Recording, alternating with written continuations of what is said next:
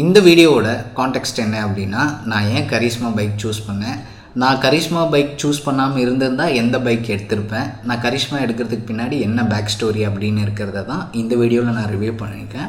So முடிஞ்ச வரைக்கும் ஃபுல்லாக பாருங்கள். வீடியோ பிடிச்சா லைக் பண்ணுங்கள், அண்ட் தென் சப்ஸ்கிரைப் பண்ணிவிட்டு வீடியோவை ஃபுல்லாக பாருங்கள். ஹலோ ஃப்ரெண்ட்ஸ், நண்பர்களே, பீப்புள், என்ன வேணால் மக்களை எப்படி வேணால் சொல்லலாம். ஸோ அது எனக்கு இன்ட்ரோவே சரியாக கொடுக்க வர மாட்டேங்குது. அண்ட் தென் நம்ம சேனலுக்கு ஒரு இன்ட்ரோ வீடியோவே இன்ன வரைக்கும் நான் பண்ணலை. ஸோ எடிட்டிங் நிறைய தெரியாது, கொஞ்சம் தான் தெரியும். ஏதோ cut copy paste, music add பண்ணுறது, எப்படி சீக்வென்ஸ் பண்ணுறது, எப்படி வீடியோ எந்த ஃபார்மேட்டில் இருந்தால் எவ்வளோ எம்பிக்கு கன்வெர்ட் பண்ணுறது, அந்த மாதிரி மட்டும்தான் தெரியும். ஏதோ கொஞ்சம் கொஞ்சமாக டே பை டே கொஞ்சம் கொஞ்சமாக எடிட்டிங்கில் கற்றுக்கலாம். ஸோ அது அப்கமிங்கில். ஸோ அது பிரச்சனை இல்லை. ஸோ ப்ராப்பரான இன்ட்ரோ எப்போ ரெடி பண்ணோன்னே எனக்கு தெரியல. ஸோ அதனால் நம்ம சேனலுக்கு இன்ட்ரோ ஒன்றும் இல்லை. ஸோ அதனால் எனக்கும் ப்ராப்பராக எப்படி இன்ட்ரோ கொடுக்குறது அப்படின்னு தெரியல. ஸோ இன்ட்ரோ பண்ணிட்டா இந்த ஹலோ பீப்புள்ஸ், மக்களே, ஃப்ரெண்ட்ஸு, நண்பர்களே அப்படின்னு சொல்கிறதும் மாறாதான் தெரியல.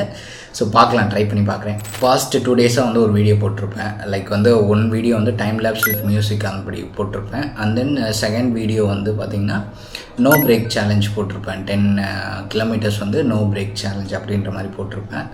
ஸோ அந்த வீடியோ பார்க்கல அப்படின்னா ஐகார்டில் கொடுக்குறேன், நீங்கள் போயிட்டு பாருங்கள். ஸோ அண்ட் தென் இந்த வீடியோவில் ஜஸ்ட்டு என்னோடய தாட் ப்ராசஸில் நான் ஏன் கரிஷ்மா பைக் சூஸ் பண்ணேன். ஸோ ஃபஸ்ட்டு எனக்கு பேசிக்காக பைக்குன்றது 100%ல் 1% கூட எனக்கு இன்ட்ரெஸ்ட் கிடையாது. நான் பைக் எடுக்கணும், பைக் வாங்கணும் அப்படின்றதில். ஸோ இது ஒரு அன்எக்ஸ்பெக்டட் திங் தான் என் லைஃப்பில் நடந்தது. ஸோ எப்படின்னா, எனக்கு ஃபுல் அண்ட் ஃபுல் ஃபோக்கஸ்டாக லைஃப்பில் நான் வாங்கினா வெஹிக்கிள் வாங்கினா கார் தான் வாங்குவேன். புக் பண்ணால் என் பேரில் ஃபஸ்ட்டு கார் தான் ரிஜிஸ்டர் பண்ணுவேன். வெஹிக்கிள்லேயே கார் தான் ஃபஸ்ட்டு ரிஜிஸ்டர் பண்ணுவேன் அப்படின்றது தான்.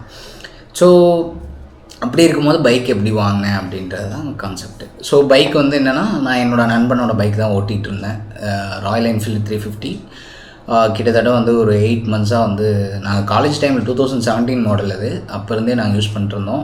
பட் என்னோடய ஃப்ரெண்டு வெளியே ஒர்க் பண்ணுறதுனால அவனுக்கு பைக் தேவைப்படாது. அதனால் வீட்லேயே இருந்துச்சு. சரி, இங்கே இருக்கிறதுக்கு நானே ட்ரை பண்ணுறேன் அப்படின்னு சொல்லிட்டு எடுத்துகிட்டு நான் ட்ரைவ் பண்ணிகிட்டு இருந்தேன். ஸோ நாங்கள் எப்பயுமே காலேஜ் படிக்கும் போதே அந்த பைக்கில் வைல்டு போரோட சைலன்சரை நாங்கள் மாட்டியிருந்தோம். நல்லா பயங்கரமாக லவுடாக சவுண்டு வரும். ஸோ அந்த சவுண்டு வர்றது காலேஜ் டைம்லேயும் சரி, இப்போ வரைக்கும் சரி, எங்கள் 2 பேருக்குமே பயங்கரமாக பிடிச்ச விஷயம். ஸோ நான் ஒர்க் பண்ணுற இடத்துல ஹாஸ்பிட்டல், ஸோ இந்த மாதிரி சம் அதர் ரீசன்ஸு, க்ரைட்டீரியா, இது ரொம்ப நாய்ஸாக இருக்குது அப்படின்னு சொன்னதுனால பைக்கில் ஒன்று சைலன்சர் சேஞ்ச் பண்ணுங்கள், இல்லை பைக்கை மாற்றிடுங்க அப்படின்ற மாதிரி ஒரு சில கிரிட்டிசிசம் வந்துச்சு. ஸோ ஓகே, அப்படின்னும் போது நம்மக்கிட்ட ஆல்டர்னேட்டிவ் பைக்ஸ் இல்லை. ஸோ அதுவும் இல்லாமல் என் பேரில் எந்த பைக்கும் கிடையாது. நான் இப்போ வரைக்கும் பைக்கே வாங்கலை. அதனால சரி நம்ம எடுப்போம், நம்ம கார் வாங்குறதுக்காக அமௌண்ட் சேர்க்குறோம். அது ஓரளவுக்கு சேர்த்தி வச்சுருந்தேன். ஸோ பட் இதுக்கு நம்ம சரி ஒரு கோவித் பைக் இப்போ நமக்கு மேண்டரியாக தேவை. கார் எடுத்தால் ஒரு கொஞ்சம் அமௌண்ட் கட்டி பாதிக்கு பாதி கட்டிட்டு மீதி இஎம்ஐ பண்ணிக்கலாம். அப்படின்னா பைக் எடுத்தால் அப்படியே டேரெக்டாக எடுத்துடலாம் அப்படின்ற மாதிரி தான் பைக் சூஸ் பண்ணேன். கார் வாங்கணும் தான் என்னோடய மெயின் எய்மாக இருந்துச்சு. அதுதான் என்னோடய ட்ரீம். அப்படின்னும் போது நான் பைக் சூஸ் பண்ணது கொஞ்சம் 100%ல் 1% மட்டும்தான் ஓகேவாக இருந்துச்சு. ஃபஸ்ட்டு என்னோடய ட்ரீம் கார் போலோ ஜிடி. அதுதான் வோல்க்ஸ்வேகன் போலோ ஜிடி தான் என்னோடய ட்ரீம் காராக இருந்துச்சு. பட் இப்போ சேல்ஸ் எதுவும் நிறுத்திட்டாங்க அப்படின்ற மாதிரி சொன்னாங்க. ஸ்டாக் எல்லாம் வராது. இப்போ நியூவாக போலோ ஜிடி 2025 லான்ச் பண்ணியிருக்காங்க.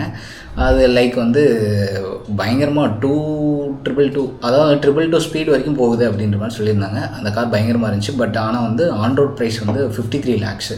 ஸோ அப்படின்னும் போது நம்ம அந்த காரை அஃபோர்டபுள் பண்ண முடியாது அப்படின்றது எனக்கு இதாக வந்துச்சு. அது போக என்னோடய நெக்ஸ்ட் ட்ரீம் கார் இங்கே இருக்குது. என்ன கார் அப்படின்னா ரேஞ்சர் ரோவர் ஸ்போர்ட், அதில் ரேஞ்சர் ரோவர் வேலார் அப்படின்ற காரை தான் நம்ம வாங்கலாம் அப்படின்ற ஐடியா இருக்குது. ஃப்யூச்சரில் கண்டிப்பாக பெரிய ஆள் ஆகுவேன். இதில் எந்தவித மாற்று கருத்தே கிடையாது. ஸோ அப்படி ஆகும்போது நான் கண்டிப்பாக கார் வாங்கினேன் அப்படின்னா ranger rover Vellore and sport 2 model ஏதோ ஒரு மாடல் தான் வாங்குவேன். ஸோ கோயம்புத்தூரில் ரேஞ்சர் ரோவர் ஷோரூம் ஓப்பன் பண்ணிட்டாங்க. ஸோ அதனால் நம்ம இங்கேயே இம்போர்ட் பண்ணி வாங்கிக்கலாம், அது ஒன்றும் பிரச்சனை இல்லை. ஸோ நான் ஏன் கரிஷ்மா சூஸ் பண்ணுறேன் அப்படின்ற கான்செப்ட் நான் வந்துடுறேன்.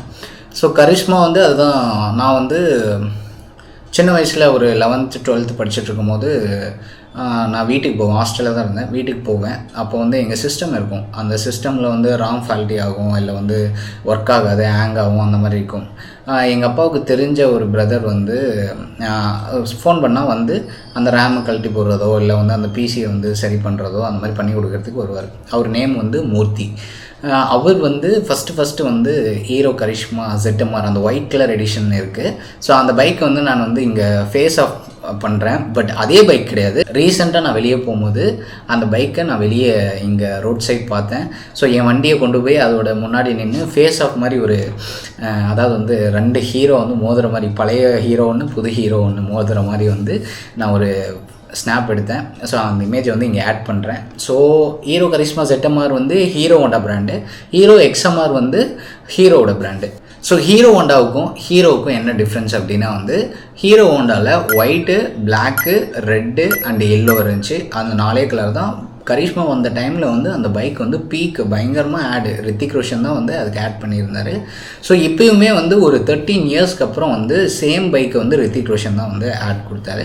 ஸோ வந்து அதோட லெவலே வந்து யாருக்கும் தெரியல. கரிஷ்மான்ற ஒரு பைக்கே யாருக்கும் இருக்குன்னு தெரியல. ஹீரோவில் வந்து என்ன இருக்குன்னா 2 எடிஷன் இருக்குது. ஒன்று வந்து ஸ்டாண்டர்ட் எடிஷன், ஒன்று வந்து காம்பேக்ட் எடிஷன். காம்பேக்ட் எடிஷன்றது வந்து டாப் எண்டு, ஸ்டாண்டர்ட் எடிஷன்றது வந்து பேஸ் வேரியண்ட்டு. ஸோ இதில் என்ன பெருசாக டிஃப்ரென்ஸ் இருக்குது அப்படின்னா வந்து கலர் டிஃப்ரென்ஸ் அண்ட் தென் வந்து இன்ஃபோ சிஸ்டம் வந்து TFT டிஸ்பிளேஸில் சாஃப்ட்வேர் வெர்ஷன்ஸ் வந்து சேஞ்ச் ஆகிருக்கு. அண்ட் தென் வந்து முன்னாடி இருக்கக்கூடிய சஸ்பென்ஷன் யூஎஸ் பேஸ்டு சஸ்பென்ஷன் சொல்லுவாங்க. ஸ்டாண்டர்ட் எடிஷனில் அது நார்மலாக இருக்கும். அதாவது வந்து கோல்டன் ஃபினிஷிங் வர மாதிரி இருக்காது. இதில் வந்து நார்மலாக பிளாக் கலரில் வர மாதிரி இருக்கும். ஸோ இதுதான் அந்த பைக்கில் இருக்கக்கூடிய டிஃப்ரென்ஸு. மற்ற ஸ்ட்ரக்சரல் அண்டு வந்து பர்ஃபார்மன்ஸ்லாம் பார்த்தீங்க அப்படின்னா 2 பைக்கும் ஈக்குவலாக பர்ஃபார்மன்ஸ் பண்ணும். அதில் வந்து எந்த சேஞ்சஸும் இல்லை.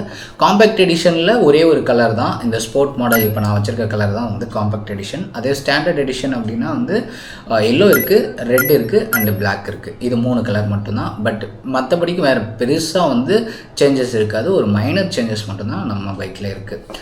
ஸோ அந்த மூர்த்தி அண்ணா பைக் அவர் வருவார் இல்லையா, அவர் வந்து சிஸ்டம் இதெல்லாம் சரி பண்ண வருவார். அப்போது அந்த பைக் வந்து ஒயிட் கலர் அந்த பைக் தான்.